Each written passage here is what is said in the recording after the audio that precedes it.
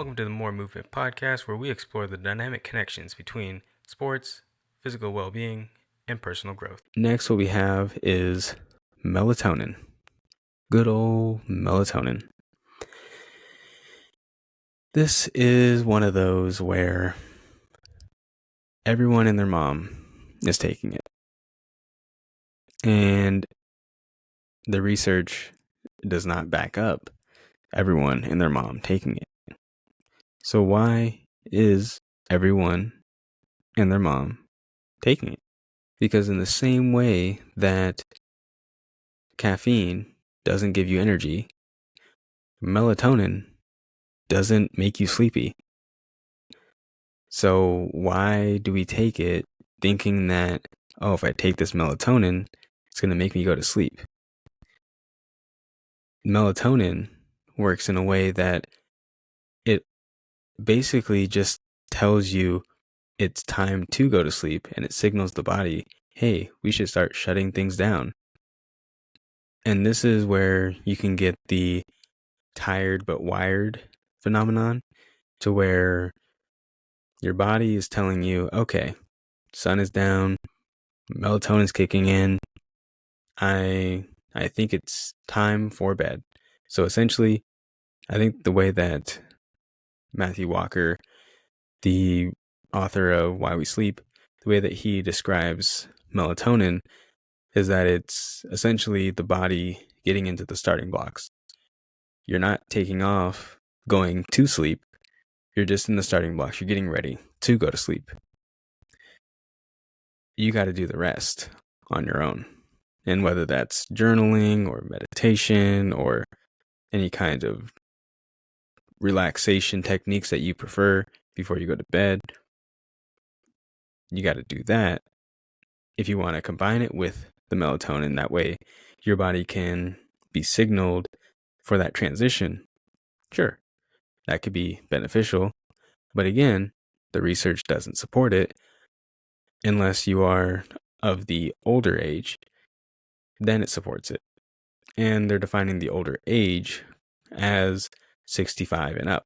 And even in those folks that are older than 65 years old, the studies where they found a significant difference, it wasn't even that much of an increase in the change.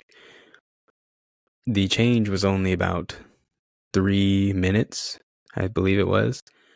There's a 3-minute difference between taking melatonin and not taking melatonin, or maybe it was placebo. I don't remember which one it was, but regardless, either or, there's only a 3-minute difference between when those people fell asleep without it and when people fell asleep with melatonin.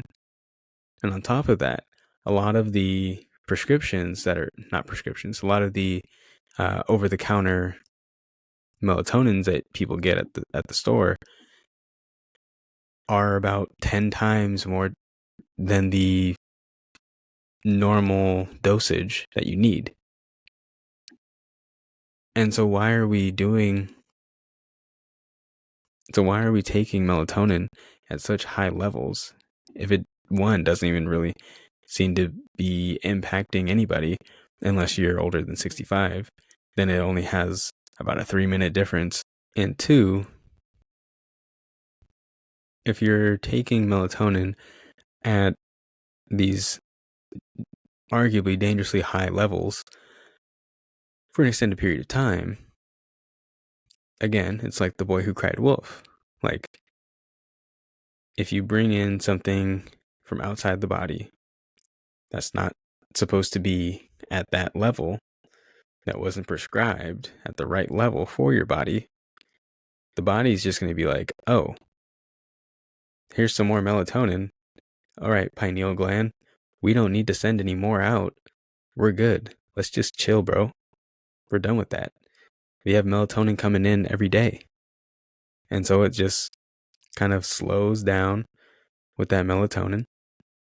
And then you have more of a hump as opposed to a spike and an even ebb and flow like you normally would have in an otherwise healthy, normal person. And the reason why it works in older adults is because they already do have that little mound as opposed to a normal spike with a valley and peaks.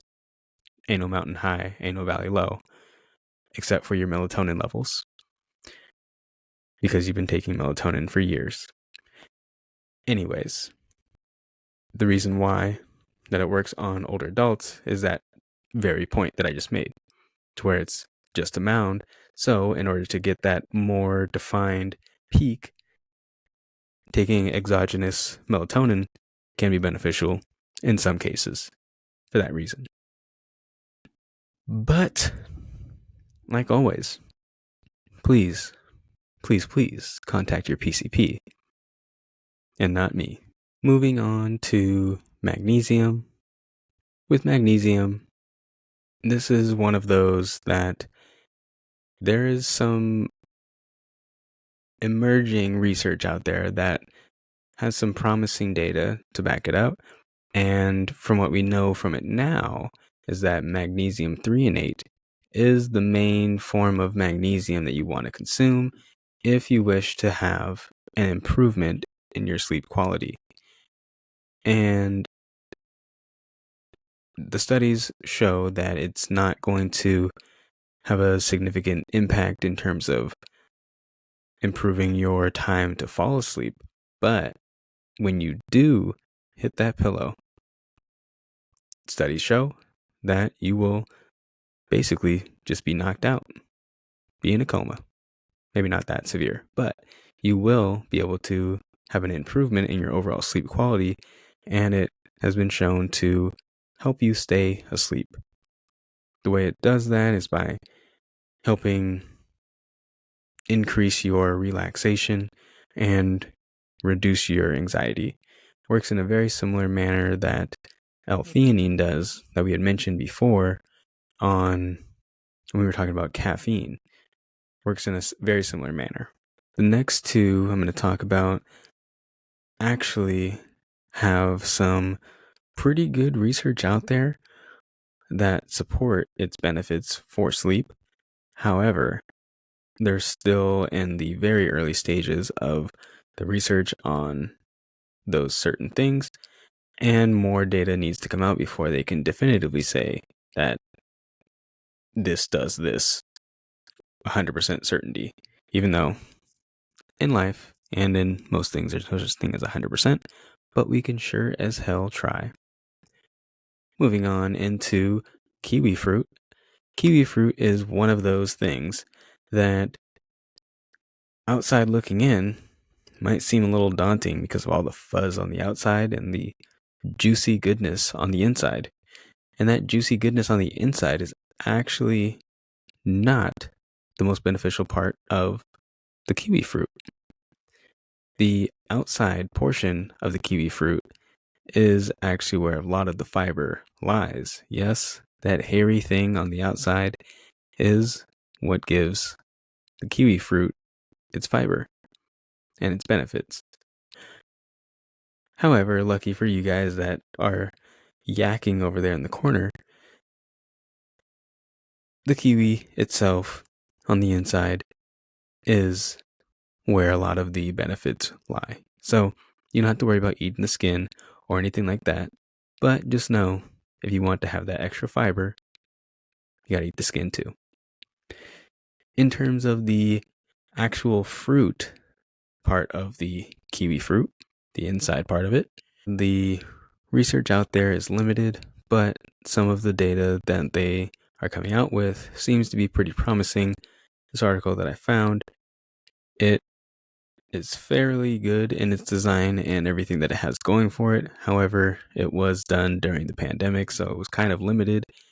And also they relied on a few of the subjective questionnaires and sleep journals and diaries and things of that nature, which decreases the validity of the study. However, again, preliminary research, it seems promising.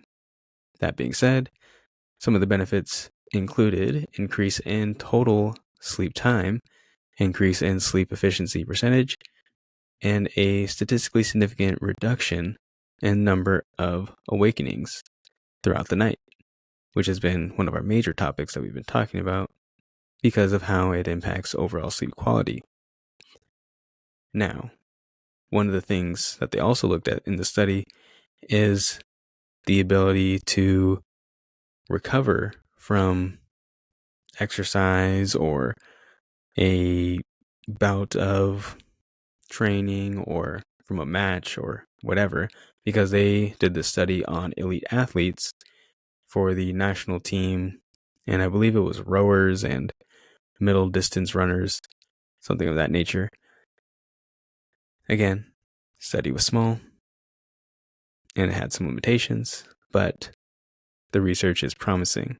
So what they did was they had each athlete take 2 kiwis, have them, chomp them up, eat them however you want them, 1 hour before they went to bed. And this is how they were able to find these statistically significant results. So if you want to give it a shot, let me know what you think. And remember, if you're eating the kiwi, the best way to do it is with the skin on. That way you get the full nutritional value. It might not seem like it when you're eating it and you're, getting all the fuzzy hair on there, but it's the way to go. Now, moving on to Tart Cherry. And this is not a sponsored ad, but it could be down the road if Ladder Sports wishes to, be so gracious and send me a little something, little extra. I'm not gonna complain. I love you guys. Love LeBron, Lindsey Vonn, Arnold. I see you out there still grinding. And they put some Tart Cherry in their whey protein. And anecdotally speaking, sometimes I'll take it before I go to bed. If I've, had a long day, or if I'm just kind of struggling, trying to fall asleep. And personally, I've found some benefits to it. And there's some research that backs it up as well. Not only is it beneficial for recovery overall, but it does have some research to back it up. Again, preliminary research, a couple pilot studies, and a very, we'll call it green study that has some holes in it, but it is still has some value. And what the research has shown is that it has some anti-inflammatory properties that will be beneficial post-exercise or post-workout or post whatever physically demanding thing that you just did, along with it also having the potential for an increase in the ability to stay asleep when you're in the bed, which, as we know, can improve overall sleep quality. And it didn't impact the cortisol levels or the melatonin levels, which is great because then that means, like we talked about before, you don't have to worry about, oh yeah, I take some Tart Cherry before I go to bed. Oh no, it's not going to be the same thing like melatonin, is it? No, not going to be the same thing like taking melatonin because our body doesn't naturally make Tart Cherry. So we're not going to have to worry about, oh man, my melatonin levels are not getting that nice peak anymore. It's kind of getting that nice little mound now. So we got to take some melatonin, that way we can get those peaks and valleys. Same thing with cortisol on the other side. Don't have to worry about that with Tart Cherry.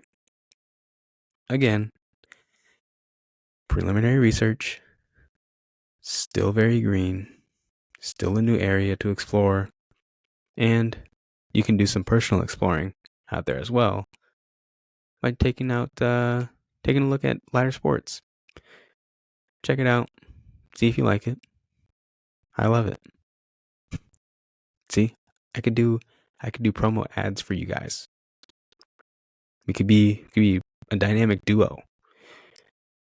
All you gotta do is just call. As they used to say back in the day, this could be us, but you playing. Ladder Sports. I'm looking at you. speaking of relationships, down at UC Berkeley, Sophia Chen and her team made this statement that says restless nights make for more brutal fights. And what that means is basically that when you're not getting an adequate amount of sleep, you're more likely to be fighting with your significant other.